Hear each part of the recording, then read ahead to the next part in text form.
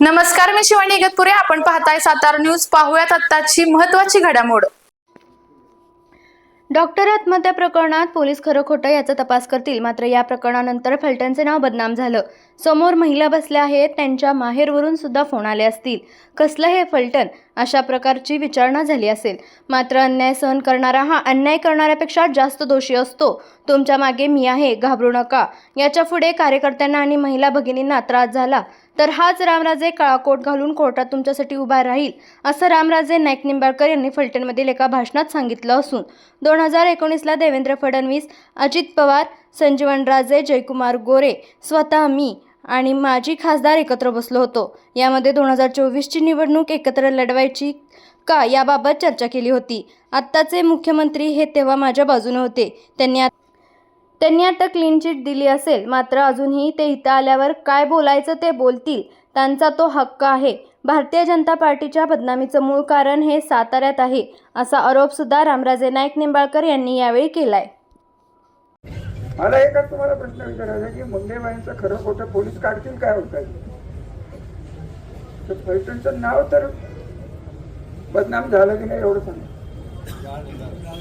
महिला बसल्यात, तुमच्या माहेरवरनं तुम्हाला फोन आलेच असतील की कसलं हे फलटण बरी असता तुझ्यापर्यंत पोहोचले काय. सगळं घडतंय. तुम्ही जर डोळे दाखव, हे बघा, अन्याय सहन करणारा अन्याय करणाऱ्याच्या डबल दोषी असतात. आणि तुमच्या मागे मी आहे ना, का घाबरत नाही. याच्या पुढे जर कार्यकर्त्याला त्रास झाला, महिला भगिनीला जर त्रास झाला, हा रामराजे काळा कोट घालून कोर्टात उभं राहील तर मी वकील. काय कळतंय, पोलिसाच्या बदल्याची दम देऊन त्यांना पोलिसांना नाडवणे याच्यात काही राजकारण म्हणत नाहीत साहेब.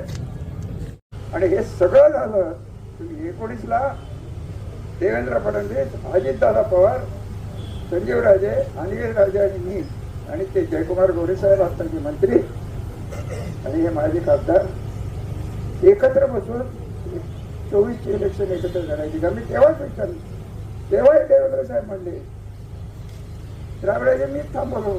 अजून काय तुम्हाला पुरावा पाहिजे. साक्षात आत्ताचे मुख्यमंत्री केस पाहायला माझ्या बाजूने होते त्या काळात, म्हणून मी परवाच्या केसमध्ये म्हणलं जरी त्यांनी तथाकथित क्लीन चिट दिली असेल, अजूनही कदाचित आले तर ते बोलतील काय बोलायचे, त्यांचे ते हक्क आहेत.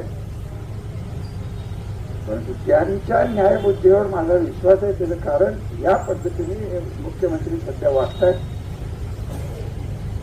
अख्ख्या भारतात पसरलेल्या या भारतीय जनता पार्टीच्या बदनामीचं मूळ कारण सातारा जिल्ह्यात नाही. हे भारतीय जनता पार्टीला दोन जे बसमातून इथं तयार झालेले आहेत, त्यांच्यावर ते काय करायचं. आपल्या तालुक्यातील जिल्ह्यातील बातम्या सर्वप्रथम पाहण्यासाठी आजच सातारा न्यूजला YouTube चॅनलवर सबस्क्राईब करा, लाईक करा, शेअर करा आणि बेल आयकॉन प्रेस करायला विसरू नका.